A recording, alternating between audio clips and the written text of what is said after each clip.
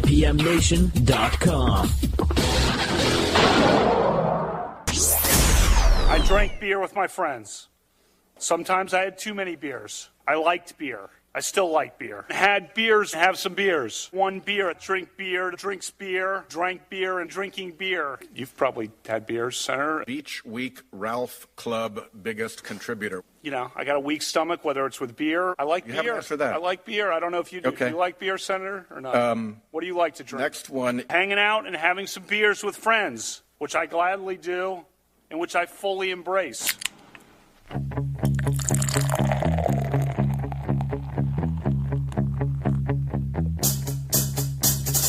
I like beer cause it is good. I drink beer because I should. If there was a song to sing, I sing it and beer you bring. I drink beer when I am sad, cause the beer it makes me glad. Now there's nothing left to say, so let's go drink beer.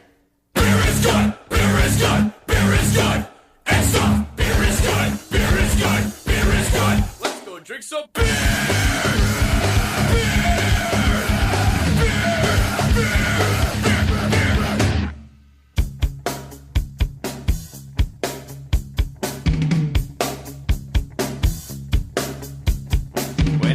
It tastes real crappy, but cold beer will make me happy. When I throw up on the floor, I can go and drink some more. They say beer will make me dumb. It aren't so good with pizza. Now that we have drunk some beer, let's go drive a car. Beer is good, beer is good, beer is good. And stuff, beer is good, beer is good, beer is good. Let's go drink some beer.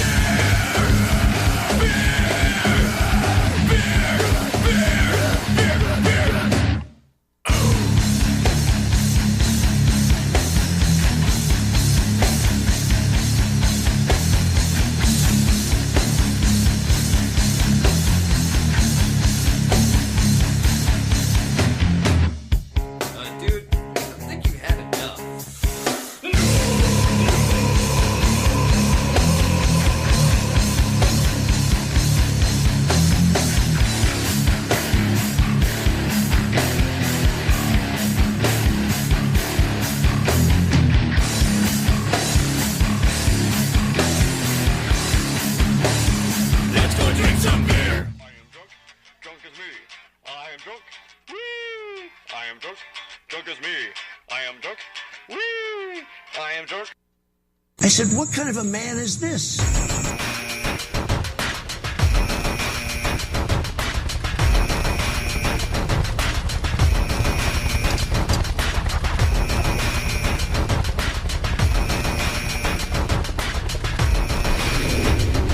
Very, very large brain. He said, Donald Trump, they don't know what to do. Never happened. Auto sequence starts.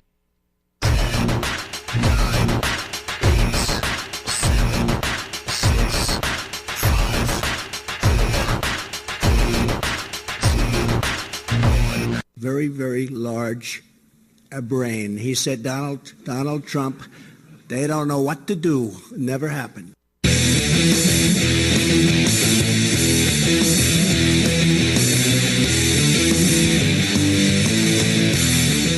Hello, everybody. Welcome. Happy Friday. It's Matt Connarton, Unleashed in the Afternoon. We are live on WMNH 95.3 FM, emanating from downtown Manchester, New Hampshire, streaming at WMNHradio.org. Of course, you can find WMNH on the TuneIn app, so you can take us on your mobile device wherever you go. And let's see, of course, we're on Channel 97 Comcast and on Facebook via Facebook Live on the Matt Connarton Unleashed Facebook page. And please give that a like if you haven't done so already. It is Friday, September 28th, 2018, and Jenny is here as well. How are you? I'm getting a kick watching you. Getting a kick watching me? What do you mean? I'm getting a kick watching you trying to bounce around over there. Yes. Well, yes, you know, it's rather interesting now that you've gotten everybody nauseated on their way home from work today. Someday I'll have starting out with I'll have that this now. whole staff that does everything for me. It'll be great. Oh, sure. I look forward to that. So let me know when that happens. How about a beer? No, thank you. I don't drink, actually. Yes. And I think personally, no offense. I mean, I know there's a lot of people out there, but I always thought beer was gross. I'm not a big fan either. As you know, typically the only time I will drink beer is if I have a sore throat. If I'm under the weather, I find that I like Hall's it seems to kind of wash out my throat, and then it's better. But other than that, I'm not a big fan. I'm not much of a drinker. I wouldn't say I'm a non-drinker, because when someone says non-drinker, I take that to mean someone who never touches alcohol. But I pretty rarely drink. It's not the norm for me. Hello to NASCAR Nicey, who joins us in the Facebook live chat. What do you think? I mean, I don't get it. In the beginning of this whole mess with Judge Kavanaugh, I kind of felt bad for the guy. I mean, and I had genuine concern. I'm a daughter, I have a dad. I'm also a mom. I have a son. I worry about, of course, these days you worry about a falsified allegation against somebody you love and care for. But then everything came out. And then the testimony, unfortunately, of only one, which is absolutely ridiculous. I don't understand the committee not getting to speak to all the parties. Don't you want to? I mean, if these people are claiming something, do you want to look for consistencies in their stories? Do you want to look at how credible they are? Although I would call a woman from Homeland Security with security clearance pretty high up there in the apple tree on being somebody that's there to protect our country. And she had absolutely nothing on this earth to lose. I mean, to gain. To gain, yeah. But she did have everything to lose.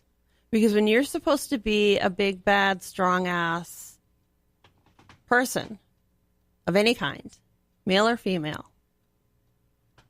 and something happens to you that puts you in that kind of a situation that is horrifying, and I wouldn't wish it on my worst enemy.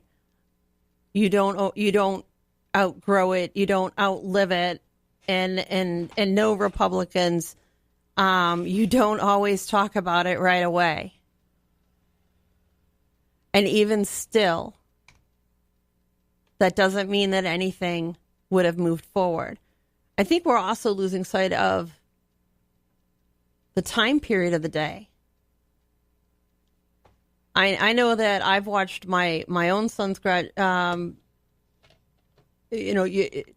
generation grow up with his friends and them being very protective over their male and female friends.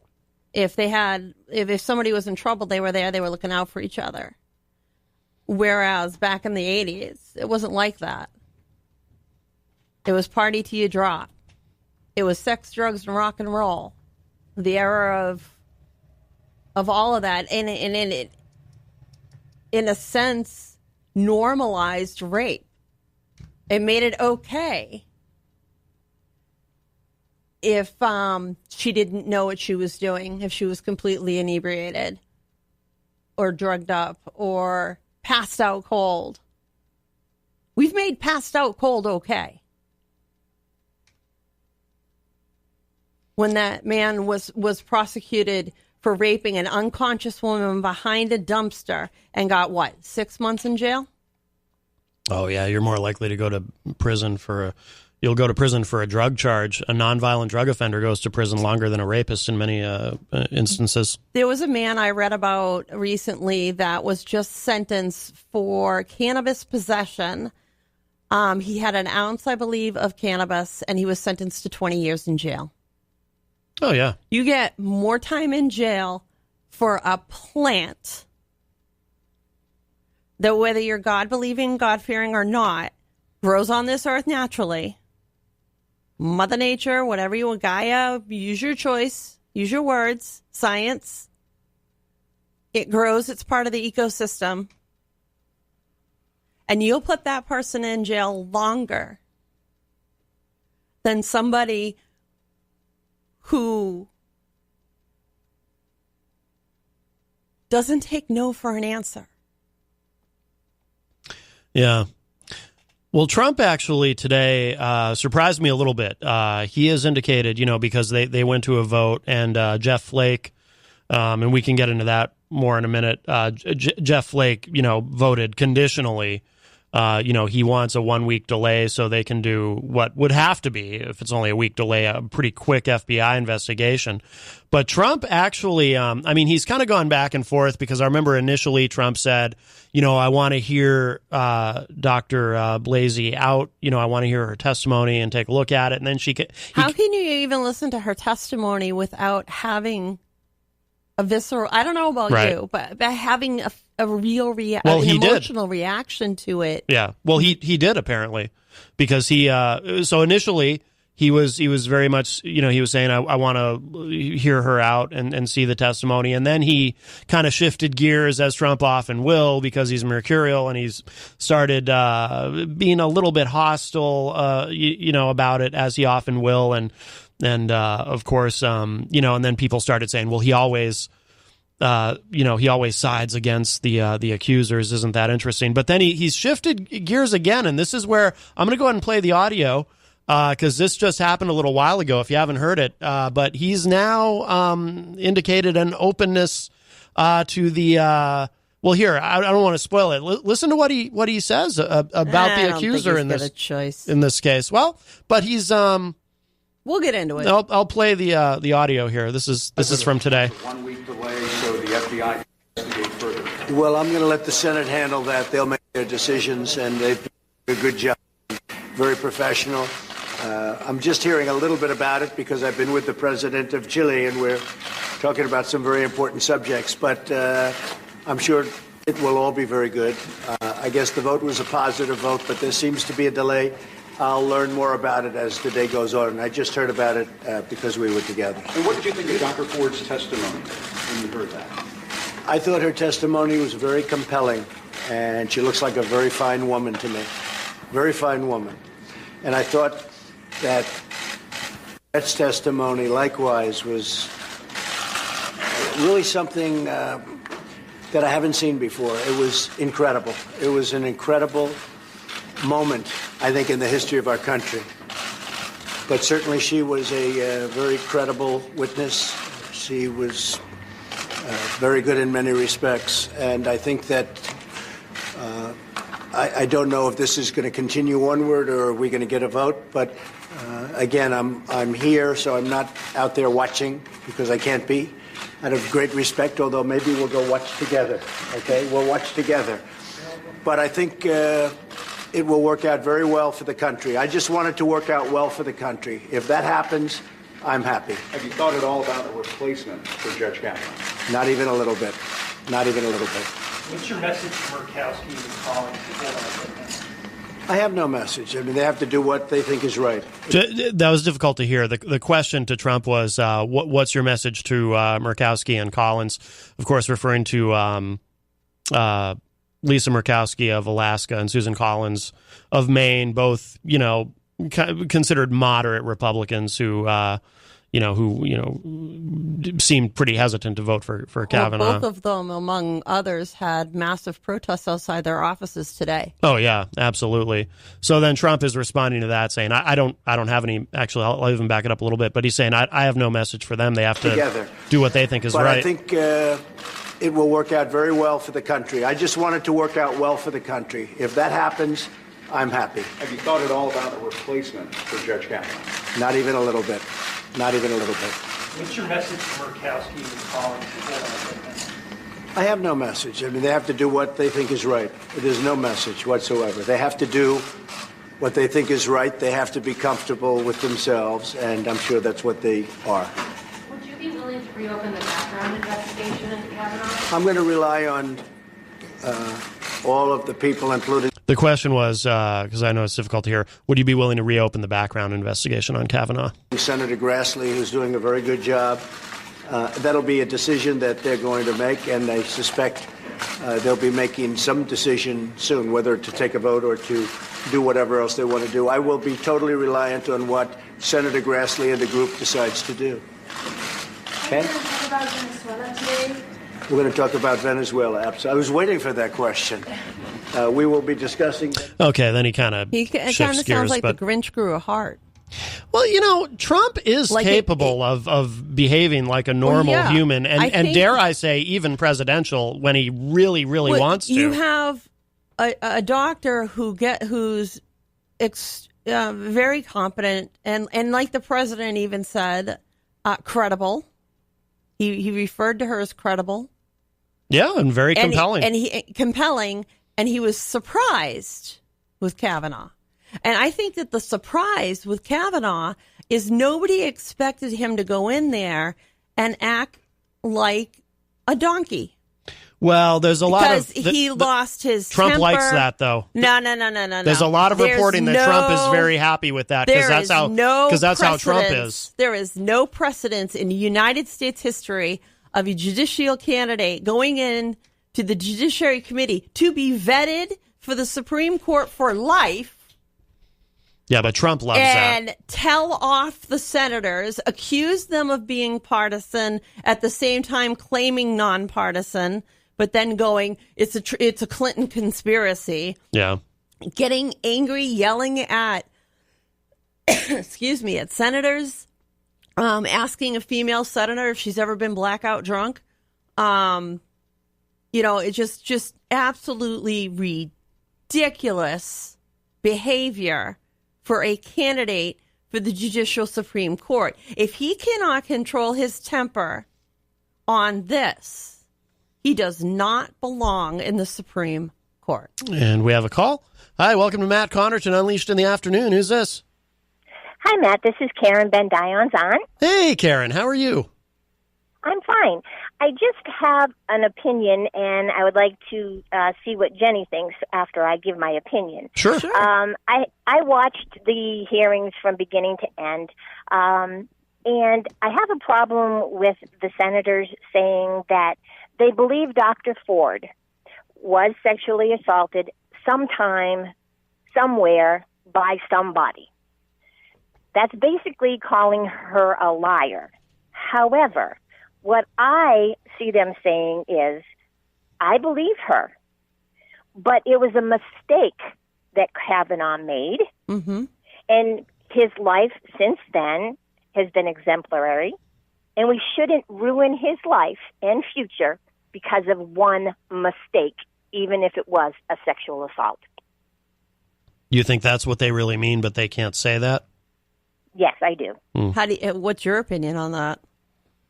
My opinion is he's guilty, but I have to, I have to agree with you. You couldn't listen to her testimony, especially if you've been victimized, and not hear it. And then here comes this angry man behind her. But you know what I would add to that is, you remember the movie? I was looking at an article earlier. Do you remember the movie 16 Candles? Very popular in the 1980s. The 1980s. Everything like what Matt and I were talking about earlier, everything was sex, drugs, rock and roll, MTV. It was okay for people to get inebriated and take advantage. And they had just begun in the 80s. They had just begun to use the words date rape.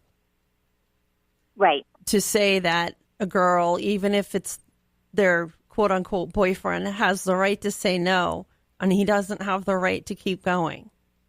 Exactly. And in 16 Candles, there's actually a scene where one of the girls is too inebriated, and one of the boys is trying to take advantage of that, and Jake comes in, and saves the day, and saves the girl. But it speaks to the way our society was. I mean, one of the big scenes in the movie is the guy who plays the geek in the movie coming out of the bathroom stall with a pair of girls' underwear. Right. And all the boys are huddled in there. Ooh. So the good for you, right? Yeah, good for you. Wow, you got girls' panties. So I agree with you. And you may not remember the exact date. You may not remember the exact time. But you're going to remember who. Exactly.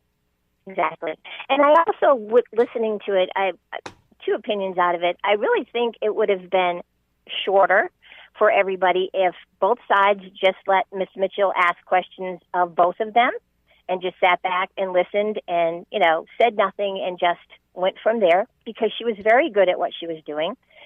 The Republicans panicked for where she was going. Yeah, they pulled her out early. Judge Kavanaugh came in. just to clarify, Diane, Diane, let's just clarify for anyone who's not sure who you're referring to. So you're talking about Rachel Mitchell, who's she was the sex crimes prosecutor from Maricopa County, Arizona, and she's the one the Republicans brought in, so it didn't look like a bunch of male so it didn't look like Anita Hill with a bunch of male Republicans ganging up on this woman. Just to clarify for everybody who you're talking about, but please go ahead. Right. And I think she was doing an excellent job, and they panicked. But I also think she put a little hint in there when she said that there's no statute of limitations in the state where this happened. She did mention that, in Maryland. Yeah. Yes. So criminal charges could be considered if Dr. Ford wants to proceed and go to the local police and charge him with criminal assault. And unfortunately, one of the biggest reasons that victims don't come forward is the he said, she said scenario. Right. And being terrified of being re-victimized. When RAINN, which is the Rape, Abuse, Incest National Network that covers the entire country, you can look it up, rainn.org. They help men and women who have been victimized of abuse. They have a 24-hour hotline. But Tori Amos, a musical artist, was heavily involved with the opening of their organization. And she held a concert in New York to celebrate the starting of this organization. That was going to be this national support. Just like we had a suicide hotline, now this created an abuse and assault hotline that was 24/7 and helped men and women. And she writes in one of her songs, why do I have to be victimized because I wore a slinky red dress? Right. And she was assaulted after performing on stage at a club when she was just coming up. And she sings a very powerful song about that assault. And unfortunately, you're right. I wish I could say you were wrong, and but it's terrible. And do you almost feel like, as a woman, we're going backwards in our society as women? Like not being seen as a value anymore as much as before, or seen disposable, or is it just because we see more news from around the world? I think there's been a little going backwards. I hope not a lot. I think the sad part about this whole thing was the political sides of it all. I want to believe, because I've listened to people, Democrats, Republicans, and I truly think, the Republicans are saying it was all a setup. But if they really were honest with themselves, if they turned it around and it was a Democratic president with, a Democratic majority, and of this course came out, of course. they would, it would be the same thing. So everybody should have just sat back, listened to it as people, just people, not I want to keep my job and I want the power to stay where it is. Just listen to it as people and go from there. It's really too bad that they couldn't, but that's what should have happened. Yeah. Partisanship trumps absolutely everything, unfortunately. Which is terrible. It's true. It's true. And I don't like the president, but I do have to say his reply was intelligent, surprising, and polite. He has it in him. It was surprising. It seemed sincere. It seemed very sincere. It did. But I also think they didn't have the votes, so he had to say what he said. Yeah, but Trump is such a wrecking ball. Sometimes it doesn't matter what he should say. He just says whatever he wants. So that's true. That's true. So I have to give him 100% credit for being the way he was and being surprised about it. Yeah, I know. It is frustrating. On one level, though, it is frustrating that we have to actually give the president credit for being presidential because it's so rare that it happens. But whatever. True. I mean, we'll give him credit. Yes, we will. I like that, President, and I'd like him to keep showing up. Oh yeah, no, Trump is. We need to encourage that, but let's give the guy some credit too. He is a father. He is a grandfather. I've watched him walk his little grandchildren onto Marine One. It was the cutest picture. Little boy, little girl. They're adorable. And I'm sure that there's a part of him that thinks of them when they hear that. That's true. His heart can't be that cold. The only way you can be that cold is to be pure evil and just absolutely psychotic and have absolutely no capacity for empathy whatsoever. That's true. I agree with you. And I will leave it at that. And I thank you both. And thank you very much, Jenny. And I hope you guys have a great show. Thanks. All right. Thank you so much for the call. Have you ever Bye-bye. Bye-bye.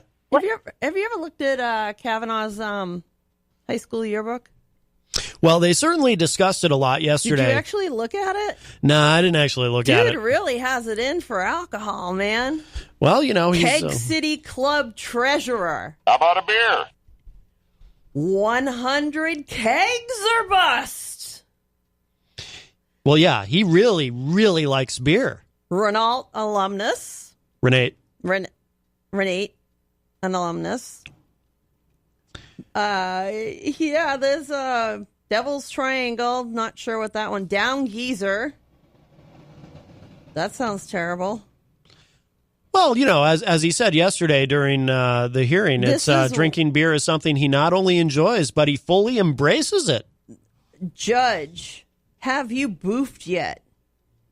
Beach Week Ralph Club, biggest contributor. By the way, one of the things he said during when asked about reading his. This is what how when you put your picture into the yearbook and you have a little space that you get to write what you want to write. Yeah. That's what this is that I'm reading from. So one of the things that came up yesterday was someone asked him about the boof thing. What does that mean? And he claimed that it's flatulence. We were teenagers. It's farting, which is not what it means. And I'm not going to say what it means. But if anyone wants to take the time to look up what it means something very different. It's slang terminology for an action that should not be done by a 14-year-old. Well, really or not of by any a age, actually, to be honest. It's really not something you should do at all. It's important to remember, people look at kids as adults sometimes, and it frustrates me beyond belief. But, you can't be, a 9-year-old, a 12-year-old, a 14-year-old who's aware of these things at very intricate levels unless somebody has taught you or done it to you. Yeah. A 14-year-old doesn't come up with this. Yeah. By the way, people are saying the Facebook Live audio isn't working, so I'm just going to check it myself here. Oh. And did you break something? No, they're right. It's there's no. So if you are hopefully, I put in the type it. I did. I put in the Facebook live chat. You can listen. I was going to laugh at you if you're just going to say it. You can listen at WMNHradio.org, but you can still participate via the chat room. But everything's correct on this end. The audio is up on Facebook, so I don't know why it might just be Facebook being wonky. Actually, it could be something else here that I can actually let me go into settings on this really quick and just make sure something isn't muted. But you look at that. He's proud to be a quote unquote rowdy partier. not a straight-laced miniature adult. I mean, this is what the guy wrote. I mean, so you're going to tell me that he wasn't into... Heck, just listen to his testimony. He said the word beer more times than Trump said China in the debates. How about a beer? Well, to be fair, though, so I'm going to defend him just a tiny bit on that. He was asked about it a lot. I mean, they did ask him. I'm not giving you that. There were a lot of questions about beer. That. Now, he may have been a little overly enthusiastic in his answers when he's talking about beer. Beer is something he fully embraces. Wait. He's very excited about beer. Number one, this guy... I'll say that. This guy went to school to be a lawyer. Lawyers are... The first thing they tell their clients is don't offer information. Don't offer information. They ask you a question, you answer the question unless I object, but don't offer anything more than that. So they asked Brett Kavanaugh, did you and your friends drink beer when you were kids? And he doesn't say yes or yes, me and my friends drank beer as kids. That's not what he said. He said, oh, yes, I like beer. My friends and I drank beer when we were kids. I like beer. I still like beer. I drink beer now. And he went on and on. It was like Sam I Am, Green Eggs and Ham. It was like listening to one of those. Well, he didn't go on that long, did he? Here, yes, let me. He did. Well, let me. I drank beer with my friends. Sometimes I had too many beers. I liked beer. I still like beer. Had beers, have some beers. One beer, drink beer, drinks beer, drank beer, and drinking beer. You've probably had beers, Senator. Beach Week Ralph Club biggest contributor. You know, I got a weak stomach, whether it's with beer. I like beer. You haven't answered that. I like beer. I don't know if you do. Okay. Do you like beer, Senator, or not? What do you like to drink? Next one. Hanging out and having some beers with friends, which I gladly do, and which I fully embrace. Okay. Yeah, I mean... I'd have to do it again. How about a beer? I'd have to listen to it again, but my rough estimate is approximately just shy of 20. He's just very passionate about beer. You know, I suspect that it was either opening a microbrew or the Supreme Court in terms of... He might as well have indicted himself as being like way too into beer when he was a kid. When choosing what path to take. I'm sure at some point he was at that fork in the road. And he points out that, back then the age was 18 to legally drink, and some of the seniors were 18 to drink. He wasn't. He was 17. He's already admitted he was 17 when all of this was going on. So he was an underage drinker, illegally drinking in our state. That would actually be called also illegal when you have an illegal possession, because they call it illegal internal possession if you're under the age here. All these things about, because we didn't have that back then. Hey, to be fair, though, he says he went to church on Sundays. Oh, yay. So doesn't that kind of absolve you of everything else? And how many priests went to church on Sunday and found fun ways to play with altar boys and girls? Oh, I thought you were going to say they all drink beer. No, I think they drink wine. Right. Well, they should. Some don't. Some drink grape juice. Judge Kavanaugh would probably like them all to drink beer. He's very passionate about beer. Who became a judge, who worked his way up to the First Circuit or one of the circuit courts of appeals. I forget which one. But and that's a big deal. I have an aunt, Judge Fumi Wasserman out in California. They should go talk to her, because she could be partisan and fair and make a good Supreme Court justice. She sits on the Why are you being so judgmental? Don't you like beer? I don't. Oh. And I prefer that a judge who is going to make decisions based on the constitutionality of laws that can be life-changing, absolutely, positively life-changing, life-ending, life-altering, fill in whatever blank you want. And he cannot keep his temper. He cannot control himself. He is attacking people, asking, when the one female senator is asking him questions, she was very polite. And she was asking him you're talking questions, about Amy Klobuchar? Very, very politely asking him questions. There wasn't anything leading about it. There weren't any gotchas about it. She was asking genuine questions based on the information he provided, like you just played. he would, I like beer, I drank beer, sometimes I drank too much, but I didn't drink too much. I only went to sleep, but I drank too much. He just went through that whole rigmarole. And he starts attacking her. What do you drink? What do you like to drink? Have you ever blacked out? Have you ever blacked out? Huh? And his veins gonna pop in his forehead, and he's getting all nasty. And he did get very defensive. Yeah, he can't handle that room and that tenor. He does not belong on a Superior Court bench, because I want somebody on the Superior Court who has the ability to maintain control and truly listen to both sides. Yeah. Openly listen to both sides. If there's one thing I can't stand, and the Democrats and Republicans both do it, Democrats are doing it now, we're missing transparency, which we are. We are missing transparency. There should be more transparency in this.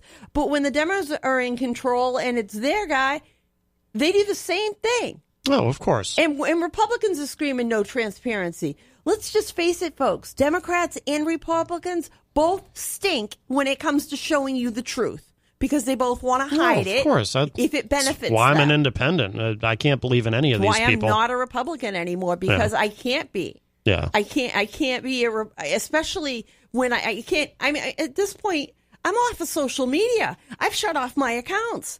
I don't want to turn on the news. I don't want to hear anything, because I'm listening to people justify and bring back this rape culture. It's okay. Why didn't you say anything? If it had really happened, you would have said something. I watched a New York Times African-American male reporter today on the news talking about being assaulted when he was a boy. Yeah. When he was about 12 years of age or something like that. He was just a boy. Yeah. And he's like, and here I am, somebody who's well educated, and I went to, here I am, a New York Times reporter, and nobody at the New York Times knew. I didn't go public with it. I didn't tell anyone for 17 years. I'm going to drop I'm not going to play it because it's long, but I'm going to drop a link to it in the Facebook live chat for anyone who wants to check it out. He really gives compelling testimony and explanation. And I will say that I'm very much aware of situations where police officers in the past have told women, why are you calling? You're going to get him in all kinds of trouble. He'll lose his job. You won't be able to pay your bills. You won't have food on the table. You should be solving this on your own. I've seen situations where schools have hidden horrific assaults and tried to keep it secret. And there cannot be any more secrecy. That is what causes victims to commit suicide. That's what causes victims to become drug addicts. That's what causes victims to absolutely lose it. Because they don't get believed. Right. Or they get blamed. Because I'll tell you what, when I was 16 years old, I was a victim. And my biological mother told me it was my own fault. My fault. You think I wanted to tell anyone? Especially my dad? No. I did finally tell a school counselor, but back then, they weren't allowed to report. They were not allowed to report. She begged me to tell my parents. She begged me to report, and I wouldn't do it. Because my birth mother said it was my fault. So there's something wrong with me. I caused this to happen to me. I'm a bad person. That is the time and age that was going on in the 80s, and I feel like we're going right back into it. Because that is the language that's coming out, especially from male Republican senators. Why'd you wait? How come you didn't say anything? Well, if it really happened. Are you kidding me? Orrin Hatch initially made that comment about, I think she's just mixed up, which very similar to the any Orrin Hatch of the Anita Hill hearings. Apparently, his knuckles still drag. That's like re-victimizing. Here's somebody who's got the cojones to get up there and talk about this in front of the entire world, and she has what does she have to gain by it? It's not like she needs the money. Right. She's well degreed, has a great profession, makes plenty of money, and had absolutely no reason. Even Kavanaugh, in his testimony, points out that her letter was submitted to Senator Feinstein secretly, and had it remained so, it wouldn't be this bad. That he blamed the committee for releasing the statement. Well, because somebody leaked it, apparently. He blamed. Allegedly. Today he said to the Senate committee, "It's your fault. This happened." Right. She told it in private. She Right, told it was never in secret. It was supposed to come never out. supposed to come out. Yeah. So here he is victim blaming, because after all, the victim is to blame at the end root, because you dared to speak up. You dared to say something. Only in this instance, the person who received it didn't keep it quiet. Right. And it shouldn't be kept quiet. Assault of any kind should never be kept quiet. That society needs to die off. And the old boys club that's sitting up there on that committee committing these atrocities against every American woman out there and every American man who has ever been victimized, watching this nightmare and seeing them dismiss victims. They won't even let two victims speak. They won't even let the committee talk to them. And one of them works for Homeland Security and has security clearance that's probably higher than Judge Kavanaugh. It may even be higher than some of the members of the Judiciary Committee. Well, there is, this is kind of breaking news. I mean, this has been evolving. The story's been evolving as we're on the air. And I mean, this is all happening in real time.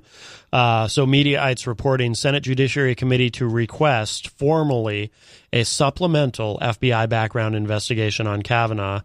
Says the Senate Judiciary Committee is going to formally request the White House instruct the FBI to conduct a supplemental investigation into the allegations against Kavanaugh. Minutes before the committee voted to move the Kavanaugh nomination to the floor, Jeff Flake, as we referenced earlier, requested there be a 1-week delay on the floor vote to allow for an FBI investigation first. After much deliberation, it appears the committee has agreed. The committee said in a statement, quote, this is their official statement, the supplemental FBI background investigation would be limited to current credible allegations against the nominee and must be completed no later than 1 week from today, unquote. Well, we have as James Roche, his roommate, his freshman year at Yale, who was quoted in the New Yorker as remembering Kavanaugh frequently drinking excessively and becoming incoherently drunk. He had another classmate who's now a doctor that told the Washington Post that there's, quote, there's no medical way I can say that he was blacked out, but it's not credible for him to say that he has no memory lapses in the nights that he drank to excess. Yeah. You know, you can't sit. He says in his own testimony that he had drunk to excess. Now, in the interest of fairness, though, let's just remember. He said, sometimes I drank too much. Sometimes other people drank too much. He said that more than once. Oh, yeah. So he admitted in that statement that he drank too much. But then when he's questioned by the Senate, did you ever drink too much? You know, that you don't remember everything. It's like, oh, no, I never got that drunk. Oh, no, I never went to those kind of parties. He says he never blacked out that he knows of. That he never went to those kind of parties either. Yeah. To be fair, now, none of this means that he's guilty of sexual assault. But there's a big difference between being a drunk and being a sexual assault. But it does damage his credibility, certainly, when he's trying to portray himself as this choir boy. And there's multiple witnesses who said he was quite a heavy drinker. And then you've got the testimony of Mark Judge. They're not letting anybody talk to him. Right. Well, there is no testimony because they've got him. Nobody. They've got him in a safe house somewhere where he can't be subpoenaed. Apparently, and he wrote a book. It's there was. Book. I'm sorry, there was testimony. He did give them a statement, but they weren't allowed to question him. But they weren't allowed to question him. And and that's the thing. The Democrats, when they walked out, when they walked out this afternoon, for those that don't know, the Democrats were very upset about there being a push for a vote suddenly today. And walked out, and they, indicated that they weren't being permitted to question a number of witnesses that they wanted to question before making an informed decision on their vote. I gotta say, if I was on that committee when I was serving back, of course I did local. I wasn't, up in the federal area, but still. I can remember an amendment coming to the Commerce Committee when I was vice chair that had not had a hearing, that was a last minute brought in, that people were trying to tack on during a final session without the public being able to weigh in at all. And I refused it. And so did the rest of my committee while my chair was out of the room. That was fun. But we refused because there wasn't going to be a public hearing. It was not germane to the bill in our eyes, and therefore it needed to have its own hearing and be run on its own merits before it could pass through the committee. And if we can do that here on the local level, they can do that at the federal level too, and they're failing horribly. Oh, we didn't talk about Jeff Flake. We were kind of wondering, as our other people. Does his, because he had announced this morning that he was going to vote in favor of Kavanaugh, and then, but he's also the one who has, since that initial announcement, he said, I'm going to do this conditionally as long as we take a week for an FBI investigation. But people are kind of speculating, is this a result of the confrontation where these protesters cornered him in an elevator and were giving him a hard time? Here's part of that. I'm going to play the audio in a second. The interesting thing is, after the protesters corner him, he goes straight to the Senate president's office. Mm-hmm. And then there's this new, okay, I'll vote yes, but yeah, only if there's an FBI investigation. And I believe you're right. Yeah, well, I don't know. That may have been his plan all along, but because he's... No, I think those women made a difference and spoke to him, and he felt it and felt his responsibility. Maybe. And that's why he went to the Senate president's office, and that's why he disappeared for well over an hour from the committee. Yeah. Before the vote happened. Yeah. He was missing for over an hour, and that was while this discussion was going on. I firmly believe that this was I'm going to vote no, I can't do this. And it was probably okay, we'll agree to the FBI investigation if you'll vote yes. Yeah. So, because that's unprecedented too. Right. Usually all that stuff is done and then they go to the floor. There's not a throw it to the floor, but then hold it there for another investigation. Usually that's all vetted through committee before it goes to the floor. So that's another unusual move that we're seeing that we have not seen before prior to in other nominees. So here's the audio of Jeff Flake being cornered in this elevator as he's on his way to vote, basically. I told the story of my sexual assault. I told it because I recognized in Dr. Ford's story that she's telling the truth. What you are doing is allowing someone who actually violated a woman to sit in the Supreme Court. This is not tolerable. You have children in your family. Think about them. I have 2 children. I cannot imagine that for the next 50 years they will have to have someone in the Supreme Court who has been accused of violating a young girl. What are you doing, sir? I was sexually assaulted and nobody believed me. I didn't tell anyone, and you're telling all women that they don't matter, that they should just stay quiet because if they tell you what happened to them, you're going to ignore them. That's what happened to me, and that's what you're telling all women in America, that they don't matter. They should just keep it to themselves because if they have told the truth, they're just going to help that man to power anyway. That's what you're telling all of these women. what you're telling me right now. Look at me when I'm talking to you. You're telling me that my assault doesn't matter, that what happened to me doesn't matter, and that you're going to let people who do these things into power. That's what you're telling me when you vote for him.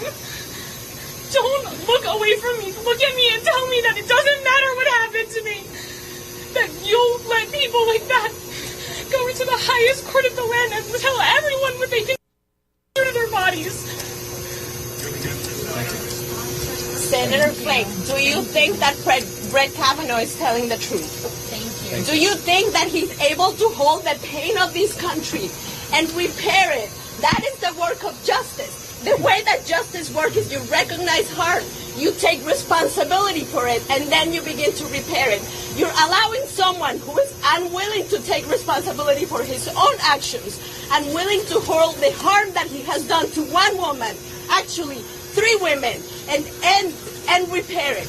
You are allowing someone who is unwilling to take responsibility for his own actions Respond. to sit in the higher court of the country and to have the role of repairing the. Okay, and that's the end of the clip. Yeah, I mean, it's very possible that got to him. I don't know. That is so hard to listen to. You can't, if you can listen to that and not feel it, you have no capacity for empathy. You just don't. That was just pure pain.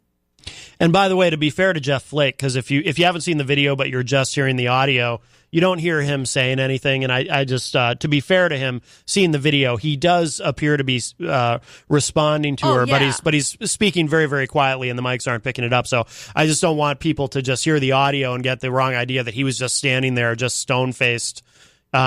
We have a call, so we will grab this. Hi, welcome to Matt Connarton, Unleashed in the Afternoon. Who's this? Matt Connarton, this is Patrick Henry. Patrick Henry, how are you, sir? Pretty good. Hey, I'm not in Vietnam anymore, but I thought I'd say hello from Michigan.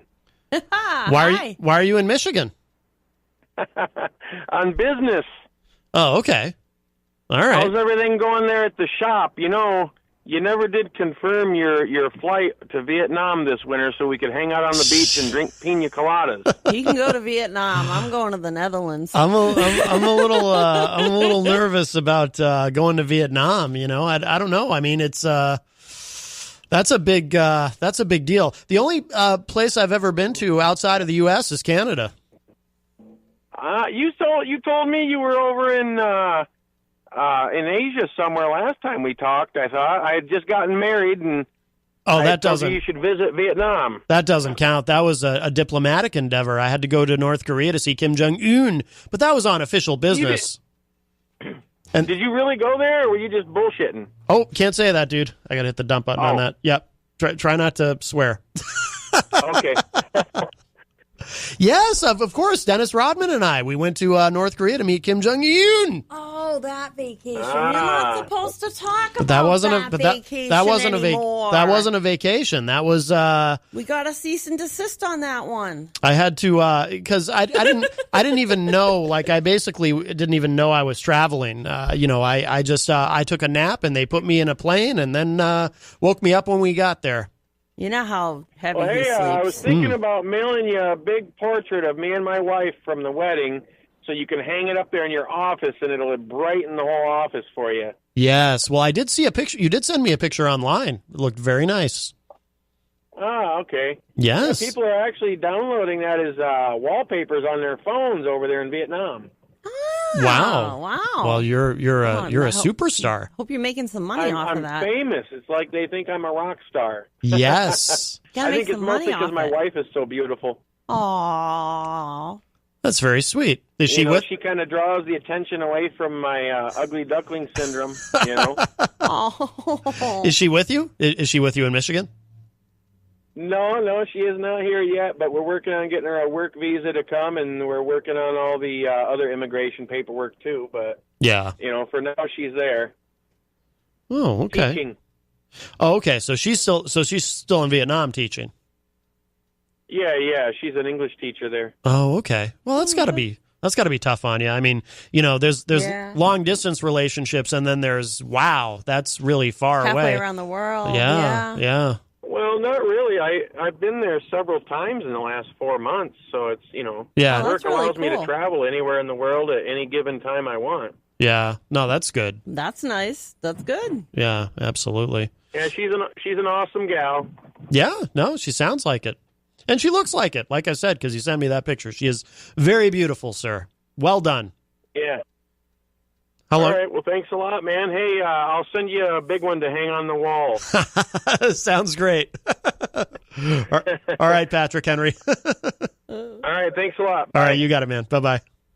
All right, Patrick Henry leaves us, and I think it's getting to the top of the hour, so I think we will take a big, not a big break, but I was going to say I've been drinking a big amount of water. I've been consuming fluids bigly. So, bigly. So I think we're going to play... How about a beer? No. I don't think we can have beer in the studio. Bigly consuming water, yes. Biggie beers. But maybe we'll listen to a song about beer. It just seems like again. Well, it seems appropriate. Well, not that one, a different one. You got a different one? That was Beer by I think it's just called that Beer. That one wasn't bad. By I Psycho gotta say, Stick. it's just, I just don't particularly care for the topic. Otherwise, it was good. Right. Well, you might not like this one either, but I just feel that it's appropriate for the day because, hey, we have a prospective Supreme Court justice who celebrates, embraces, really just embodies beer. He's very, very enthusiastic about beer. How about a beer? So let's all be enthusiastic about beer for the next few minutes, I guess. So this is Kevin Fowler, and this is called Hell Yeah, I Like Beer.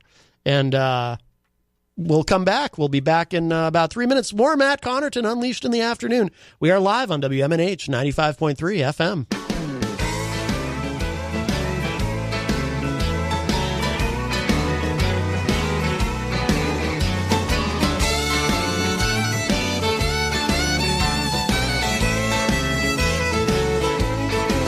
She was alone at a table for two. I said, now's the time to make my move. So I got me a beer, and I bought her a sex on the beach. She saw that umbrella stuck in the glass. That chunk of pineapple made her laugh. She took the beer from my hand and said, thank you, man. I didn't take her for the long neck kind. She said, boy, have you lost your mind? Hell yeah, I like beer. It gets me grinning from ear to ear. Not just every now and then. I'm talking 365 days a year. I can do it around the clock. I don't like it just a little who. I like it a lot, even hot. Hell yeah, I like beer.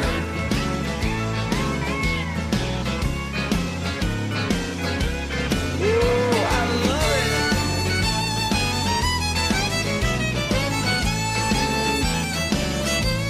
Yeah, it's good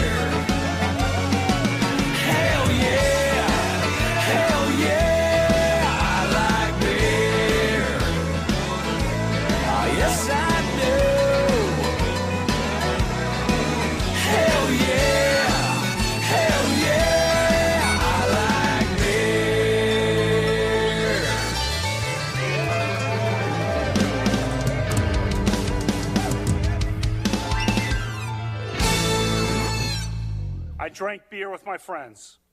Sometimes I had too many beers. I liked beer. I still like beer. Had beers, have some beers. One beer, drink beer, drinks beer, drank beer, and drinking beer. You've probably had beers, Senator. Beach Week Ralph Club biggest contributor. You know, I got a weak stomach, whether it's with beer. I like You beer. haven't answered that. I like beer. I don't know if you do. Okay. Do you like beer, Senator, or not? What do you like to drink? Next one. Hanging out and having some beers with friends, which I gladly do and which I fully embrace. How about a beer?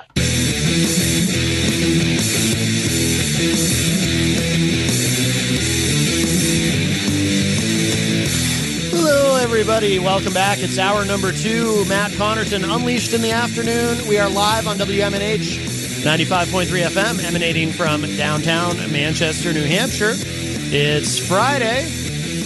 603-250-6007 is the number to call. 603-250-6007. You can also opine and interject and so on and so forth in the Facebook live chat. We're on Channel 97 Comcast in the Manchester area. We're streaming at WMNHradio.org. Jenny is here with us. Hello, hello. And please give us a call, 603-250-6007. Sometime in the next 30 to 40 minutes, 35 minutes, somewhere around there. We do wrap up a little bit early on Fridays because coming up at 6 p.m. is Granite State of Mind, hosted by the great Rob Azevedo. And, of course, Rob very often has live musicians come in and play. So, you know, we got to give him room to get set up and whatnot. Plus, not so bad getting out of here a little early on a Friday. I was thinking maybe after the show we should go to the bar. How about a beer? Oh, God. Too early in the day? I don't drink. Oh, You that's want a right. beer, you can drink. I really don't drink I'll much watch either. ya. I really don't. I just all this talk about beer. I mean, you know, my goodness. I'm going to get sick. You're going to get... I'm going to get sick. You haven't anything to drink yet. Ew. Do you have a weak... Are you like Brett Kavanaugh? You have a weak stomach when it comes to beer and you Don't end up even put me in the same sentence with that part man. of the Ralph Club? I'm just going to whack you. Could be worse. You could be part of the Booth Club. Did you know that Candace Bergen dated Trump? Candace Bergen? Yeah, her. They dated? From Murphy Brown. I did not Honestly, know that. Like once I heard something. She went out Oh. on a date with him when she was at Penn. Oh, okay. She said she was home very, very early. Oh, no kidding. Oh. She was about 18 at the time. She's 72 years young these days. Yes. But interesting to hear her say that she did go out, but the date was a dud, and she was home by 9.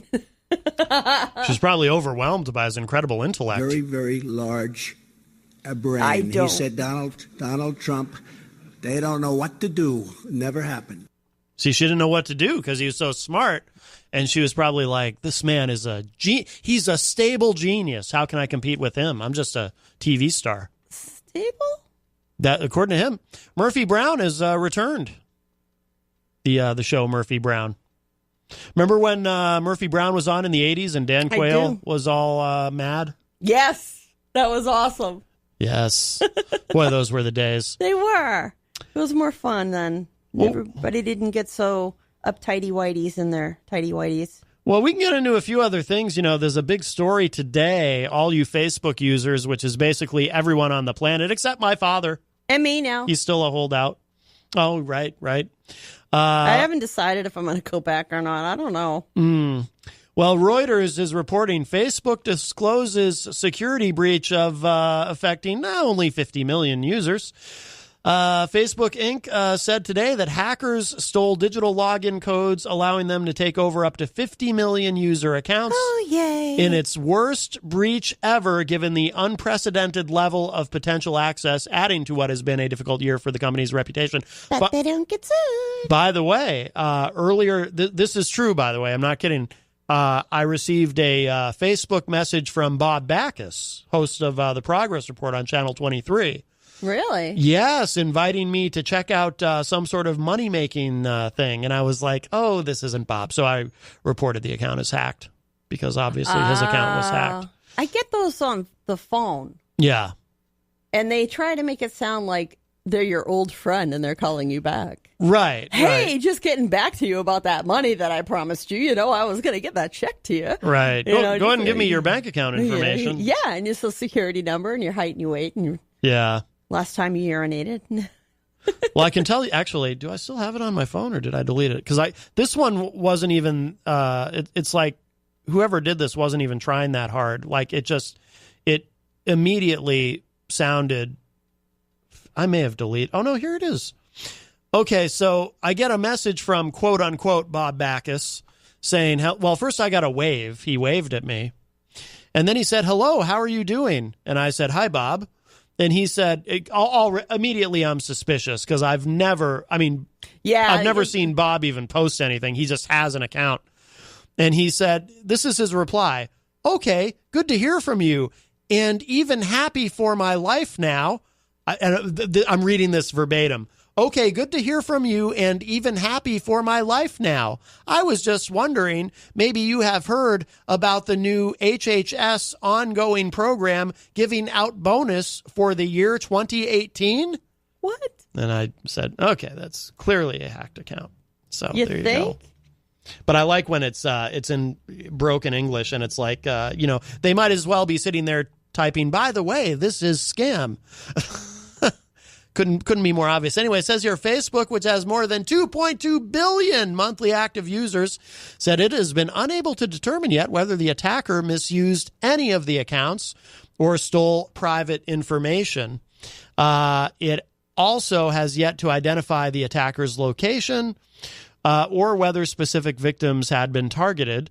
Chief Executive Mark Zuckerberg described the incident as, quote, a really serious security issue, unquote, in a conference call with reporters. So, speaking of security, with everything negative that Trump has to say about the FBI, how do you think that's going to play out for him? What do you mean? Well, I wouldn't be surprised if there weren't some more investigations started up. About the Facebook hack? No. Well, we know it just wasn't about a number of things. Oh, I thought you meant about the Facebook hack, because what if that gets investigated and it turns out it was the Russians? Could be other people also. There's a lot of people out there. How's Trump going to deal with that? He'll shut down the internet, right? He'll flip the switch. Oh, I don't know if you can do that. There's a switch, isn't there? Even with his huge brain. Didn't what's his name think there was a switch? Who? I don't know. I don't know either. I don't know what you're talking about. I don't know. Oh. There are some people out there that think that you can just shut off the internet, which I think is really funny. Yeah, I mean... as if there was like one prime location. Yeah, that would be very, very frightening, actually. Well, some people think that it should be a public utility. There's a big movement for that on the left. The socialists are pushing for that. It already is. I can't get online without paying somebody for internet. That's bad enough. Oh, it looks like breaking news. Not to go back to it, but it is an evolving story. Trump has said yes. He will authorize the FBI to conduct the supplemental background investigation. Good. So he is signed on. Good. That was the request of the committee, and he's going to go ahead and do it. My only concern about that is only a week. Like, I don't like that. I don't like the week either. They should have the ability to be able to come back and say we need more time. Yeah. So no investigation like this over such serious accusations should be rushed. Yeah, exactly. For either side's case. Exactly. All right. Well, we'll try to get a few other things in before we wrap up. I just saw this on the Hill. Some Kentucky teachers went on strike because they were confused, says their governor. This ought to be fun. I don't think do people. You've been to Kentucky. Do people there really get confused? Are you kidding me? Are they easily confused? Because they strike me as yes. Really? Oh, yes. I get accused of witchcraft by my former in-laws for lighting Hanukkah candles because I'm Jewish. Oh, right. Well, so maybe this. But I was also the only Jew they'd ever met, and apparently that was frightening enough. Maybe this governor's on to something then. It says here, Governor Matt Bevin, Republican, renewed his feud with Kentucky teachers during an interview that aired Friday, saying those who protested his efforts to overhaul the state's pension system were confused and misinformed. Bevin told co-hosts Crystal Ball and Buck Sexton on the show Rising, quote, "The bottom line is they didn't know. And when folks asked them why, many of them didn't know why they were there. They were there because the Kentucky Education Association told them to be there, unquote. Bevin blamed union leaders, claiming they misled and misrepresented facts to the public. He said, quote, the KEA, the teachers union in Kentucky, was not confused. They were trying to foment discord, and they did a good job of it, unquote. This isn't the first time Bevin has criticized the teachers union. He previously said state lawmakers are facing a thug mentality from those resisting his efforts on the new pension plan. By the way, in high school, some friends and I had a rap group called Thug Mentality, coincidentally. Schools in more than 20 counties across the state closed in March after teachers stormed the Capitol over the passage of a last-minute bill with provisions that overhauled the state's pension system. So then it kind of gets into some of the minutia of that. We won't get into that, but so you believe him. You think they were confused? No. Are they big drinkers in Kentucky? Because there's not much to do there, I would assume. Well, it depends on where you live. They used to have, I don't know if they still have them, but they had areas they called dry counties. Yeah. Because I always thought it was funny that the county that makes Jim Beam, you cannot legally purchase it there. Or you couldn't. You might be able to now. But no, you're in the Bible Belt zone, but there's a lot of drinking going on out there. There's not a heck of a lot more to do. Jeepers. How about a beer? Yeah, they got plenty of that down there. If they don't have it, they make their own. Oh, the moonshine, like they really do that, like the Duke boys. They really do that. They really can get arrested too. I know. Roscoe P. Coltrane was always trying to arrest Bo and Luke. I think he was more intelligent than Kentucky. Largely at the direction of Boss Hogg. It was quite terrible what they did to those Duke boys. I mean, they were just some good old boys. Hazard, Kentucky. Never meaning no harm. Beats all you never saw. Been in trouble with the law since the day they were born. Yeah, too bad that I Straighten didn't in see the that curves. many gentlemen down there. Flattening the hills. I can't remember the rest of the They lyrics. are so behind the eight ball. It's scary. Kentucky? I find this shocking. I would not want to be in medical care there. Let's just put it that way. Oh, really? Why is that? I've had bad experiences. Oh my goodness. Yeah. Why would I had polycystic ovaries with broken ovarian cysts, and they told me I had a urinary tract infection. And I was an emotional woman, and I needed to understand that being a woman came with pain. And I needed to grow up. Oh. Well, it does come with pain.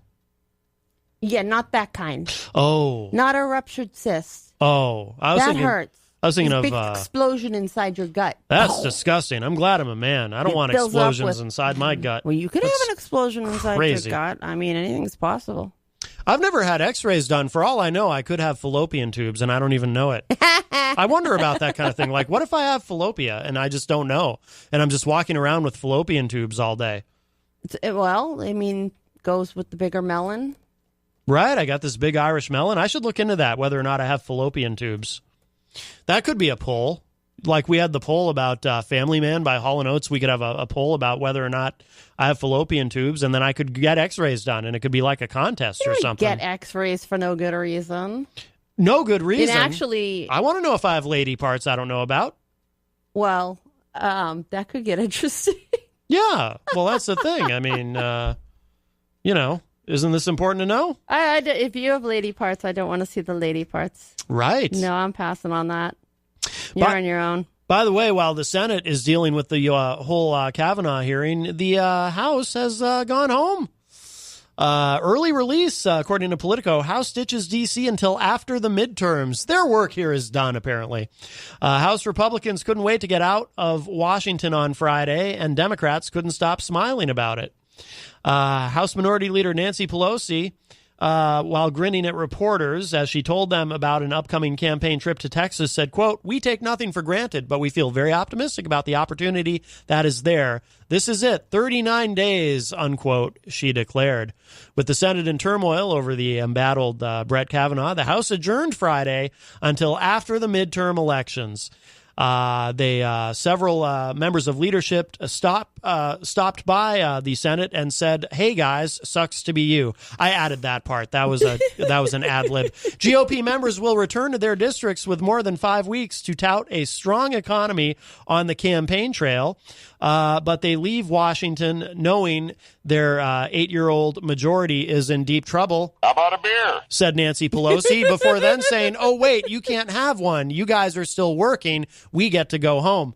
I added that part too. President Donald Trump overwhelms everyone else in politics these days, and his poor poll numbers have seemingly dragged down Republicans running for re-election. A raft of Republican retirements, too, has put several swing seats in play. Taken together, the nationwide political climate has put more than 40 House Republicans in toss-up races, with dozens of Democratic challengers outraising GOP incumbents. Democrats are so confident that talk has already turned to how big their blue wave will be, not if it will happen. Oh, they should be. They better not get cocky about that. I mean, you know, most of us thought Hillary Clinton was going to be president, and look how that went. Well, I wouldn't say most of us. I think if most. We're talking about in this room. I'm the one that kept saying it could happen, and you're the one that kept saying, "Oh no, it's not going to happen." No, but I mean, Hillary's going to be president. You were totally wrong. Oh, I was. I admit it. You were but totally I wrong. think most people, when I say most of us, I mean just broadly. Like, my theory is even a lot of Republicans who go around saying, "Oh, I knew all along Trump was going to win." I always think, yeah, no, you didn't. I'm not buying it. But yeah, so when they come back after the midterms, so I'm not sure when is. So will Paul Ryan still be the House Speaker? Because I know he's stepping down at some point, but I don't know if it's at the end of his term or if it's after the midterms. I think it's after. Well, no, it's at the end of his term. Then the new people get elected. Then they elect their speaker and everything. That part of it's the same as it is in the States. Well, because there was pressure on him to step down early so Kevin McCarthy could ascend to that position and then not have a lame duck as House Speaker. Well, of course, if actually it's not going to matter. Well, he'll be the minority leader if the Dems win the House, which they most likely will. So he may not. Maybe. I guess in a way it doesn't really matter. What do you think about the state of New Hampshire wanting to? It's going to be on the ballot to amend the Constitution to allow citizens to sue the state. Oh. What do you think of that? We can't do that now? You can't sue the state of New Hampshire? No. Oh. It's a bummer. I was No. I was gonna sue the state over stuff. No, you can't do that. I was gonna find something. Actually, I think your buddy you just talked about, I think, is on the side of wanting to see it put into the bill. Bob Backus. Representative Bob Backus. Oh, yeah? But he's joined by Republican Rep. McGuire, Ray Chadwick, who is Granite State taxpayers. So, there's a Republican group there. Sam Orson, a progressive activist. Ray Razorek, a Republican. A bunch of kind of a rainbow of people here. I got to agree with. Don't say rainbow. You're going to scare away my evangelical audience. Well, it is. I mean, we even have I'll get them back for you. The former president of the Catholic Medical Center and former state health and human services commissioner, Douglas, I believe, he called it quite a rainbow because there's actually bipartisan support to get this passed, and it's going to take 2/3 of the state voters to pass it. But the Republican Party is saying that they voted to support it unanimously. There's members of the Democratic Party that are supporting it, but they haven't taken a formal position. So if you have a problem with your with the insurance commission of the state, right now, you can't sue them. Past this, you can. Right. And I don't think that's necessarily a bad thing when you consider the fact that they're self-funded. And they're self-funded off of fines, fees, and taxation. I know you can sue the city because Manchester gets sued a lot, apparently. But, Right. No, but you should be able to sue the state. Of course. Right now you can't. So, yeah, it's kind of interesting. And maybe you should be able to sue individual state legislators. Sue legislators? Sue legislators? Yeah. Why would you sue individual legislators? For not representing us. Oh, yeah, that, I don't know. I don't know how that would work. That wouldn't be very good. No. Especially in this state. But I wonder if there are other states that are considering similar things or have similar things. And this was an overwhelming vote. It was totally bipartisan. Yeah. I mean, in the House, it was a 309-9 vote.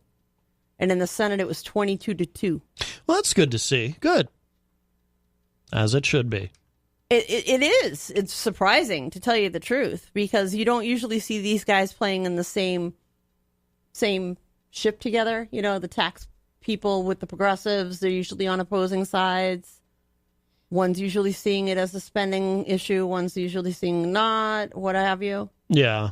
You know, they're going to, I'm surprised that you're not seeing more, especially with the amount of lawyers that get elected. I'm sorry. I just think there's too many lawyers in the legislature. There's a room full of them that can write legislation for you. You don't need to have to elect them all. Right. But to be able to sue state and local governments, that could be a game changer because they would have to be more precise in what they do, careful in what they do, and they wouldn't have that wall to hide behind and go, you can't sue us. Because you could. Right, yeah. No, I would definitely support that. Yeah. We've got a little bit of time left. There's a foreign policy story that popped up that was a little bit of a surprise. I didn't expect to see this. Apparently, the United States we're closing our consulate in Iraq, citing security risks from Iran. The State Department said today that it will close the U.S. consulate in Basra, Iraq, citing increased security threats from Iran and Iranian-backed militant groups in the region. In a statement Friday, spokeswoman Heather Nauert said Secretary of State Mike Pompeo had ordered the consulate temporarily shuttered, providing little other details. She said in a statement, quote, U.S. Embassy Baghdad will continue to provide full consular services for those in and around Basra. We remain strongly committed to supporting Iraqis in the southern provinces and throughout the country, unquote. A travel advisory on the State Department's website dated Friday lists the country at a level 4, advising against travel to the country. Quote, do not travel to Iraq due to terrorism and armed conflict, unquote. The Wall Street Journal reported today that administration officials said the threat stems from Iranian-supported forces in the region following last week's deadly terrorist attack during an Iranian military parade. So there's more to this, but when I see something like this, I always wonder, and not to be conspiratorial, but is some of this being ginned up to justify because, we pulled out of the Iran nuclear deal, and, Trump at the UN the other day, he did get laughed at, but Trump at the UN the other day was talking very tough about Iran. And I just worry that some of this might be used as a pretext for war. But then they're talking about potentially having another summit together. I thought there was some. You might be thinking of North Korea. Oh, I think I am. Yeah. I think I am. Yeah. Things. But I don't blame them in the sense that I personally would like to clear all of our troops out.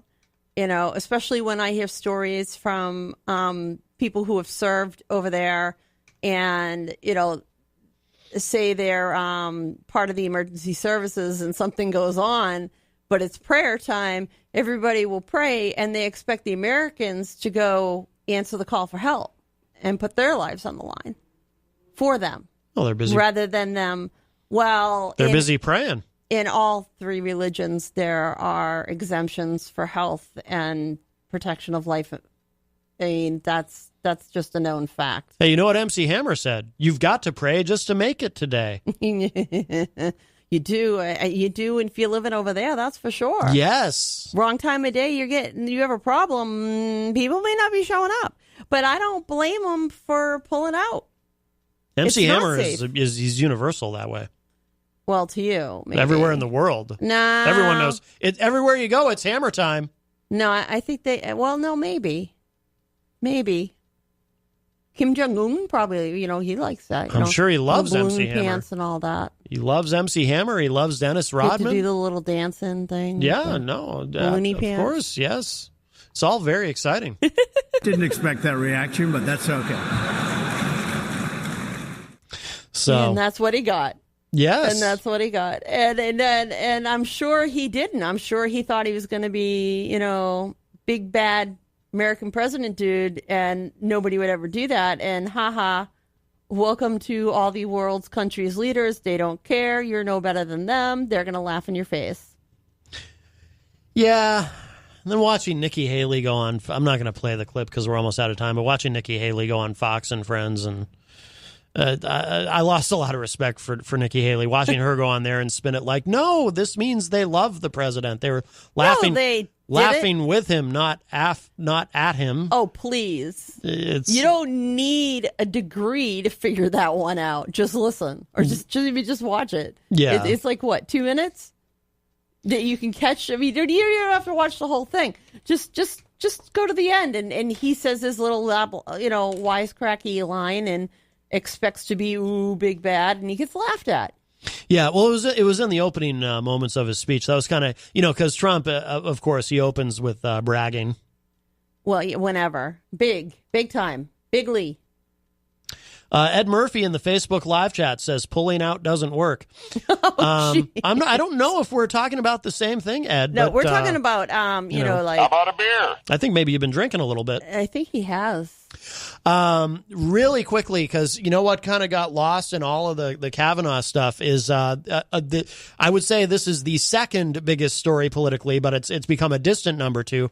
Happening right now is the fate of Rod Rosenstein, Deputy Attorney General.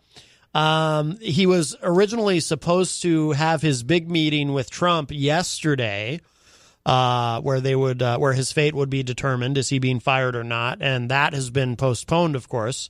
So now, just a little bit ago, the New York Times reports that House Republicans plan to privately question Rod Rosenstein about discussions last year where he suggested, allegedly, secretly taping Trump to expose a chaotic White House and removing him under the 25th Amendment. Rosenstein and Representative Robert Goodlatte, Republican of Virginia and chairman of the House Judiciary Committee, spoke last night, and agreed to schedule a meeting in the coming weeks, Goodlatte said in a statement. This may all be moot, right? If Trump just decides to go ahead and pull the trigger on firing him. We have a call. Let's grab this call really quickly.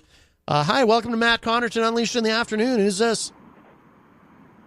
Yeah, it's Paulie C. How are you, Matt? Paulie C in the place to be, or as I like to say, Paul Cormier, because I insist on pronouncing your name correctly, as was intended by your ancestors. Matt, I got to tell you. Yes. You know what? That's kind of right, but my ancestors are Cormy, Cormey.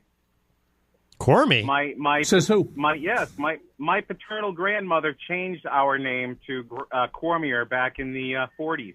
I'm actually a Cormy, Cormey. Oh, that sounds like a type of dog or something. No, it doesn't. It sounds like a type of meat. Oh, to me, it sounds like corned beef. It sounds like, what'd you get? You got a new puppy? What'd you get? Oh, I got a Cormy. No, I got a corned beef. Ooh, corned beef is disgusting. No, it's not.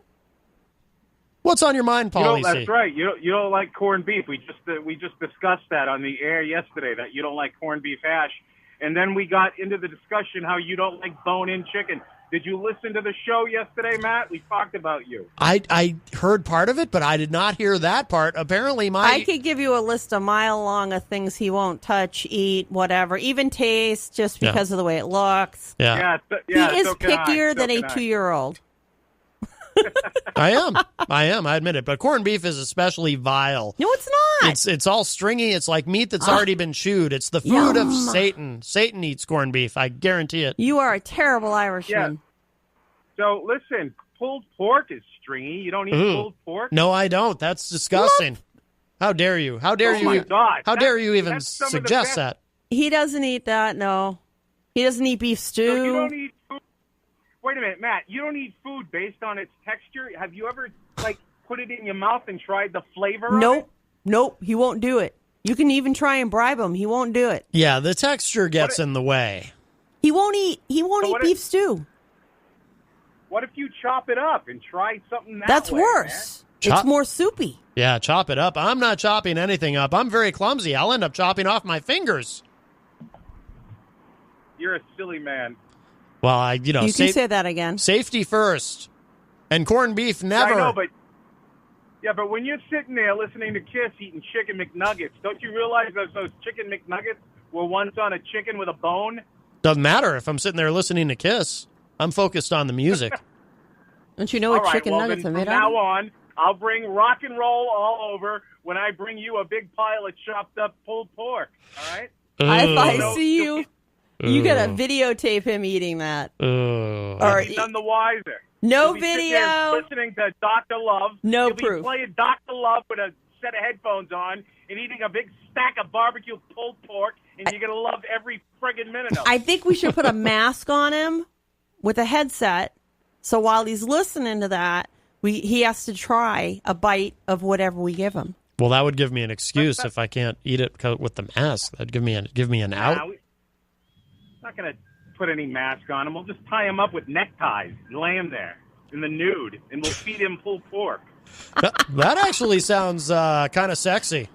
So, you trying to tell me that you've got a feeling there's a little bro love going on there?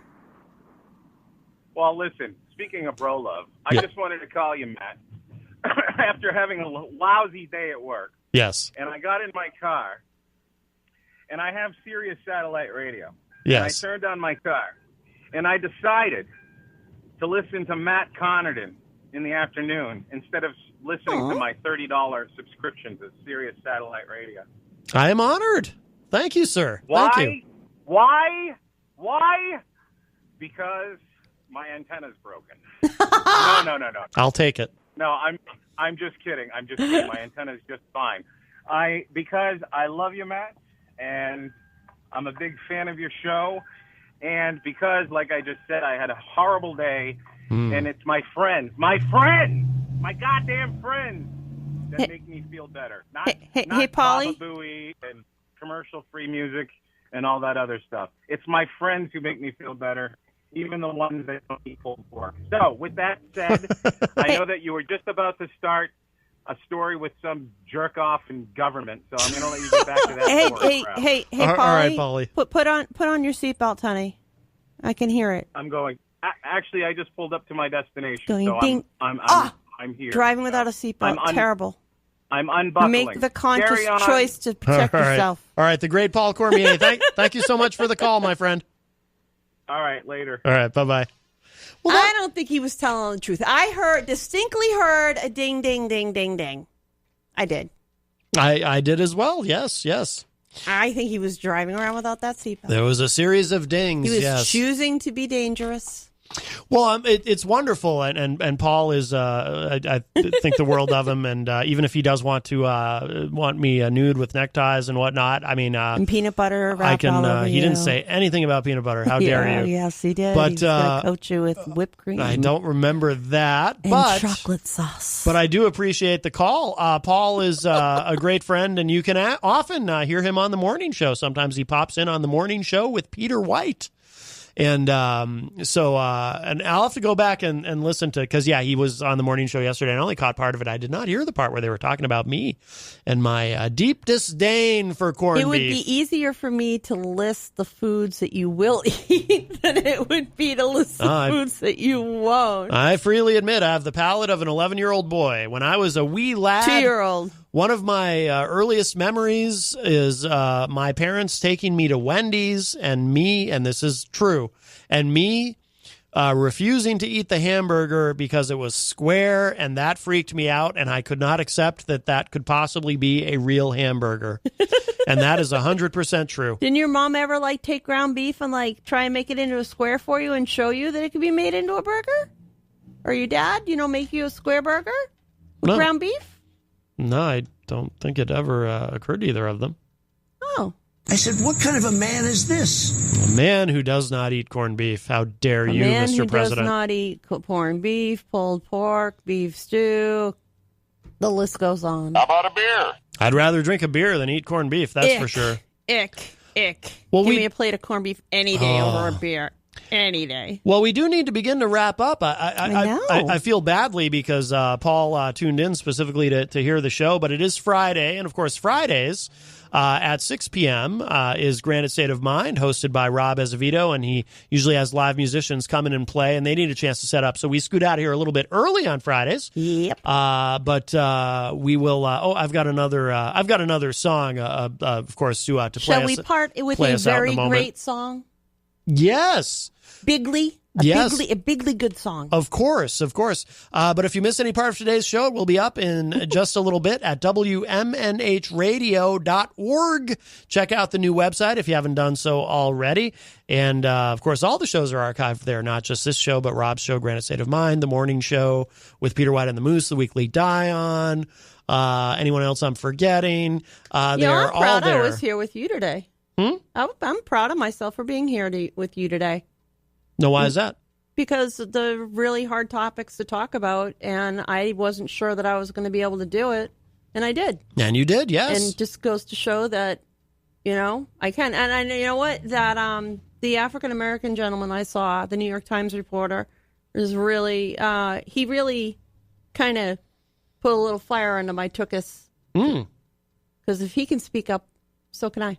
Well, there you go. Well said. So #me too. Yes.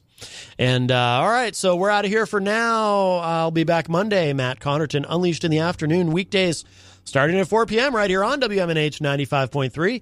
And thank you, Jenny. Thank you to Diane, I think was her name. I screwed up her name once before. Was Diane, I think? I think so. There was one other time she called in. It's Ben Diane's aunt, and I like her name was Diane, but I messed up and said Karen, or her name was Karen and I messed up and said Diane, and then I always feel badly when I do that. Now you're gonna have to make up for it because I think it's totally Diane. Messed it up. I'm pretty sure it's Diane. You owe her a favorite song or something. Yeah, well, maybe her favorite song is "Pretty Good at Drinking Beer" by Billy Currington. I doubt it. How about a beer? So we're going to play.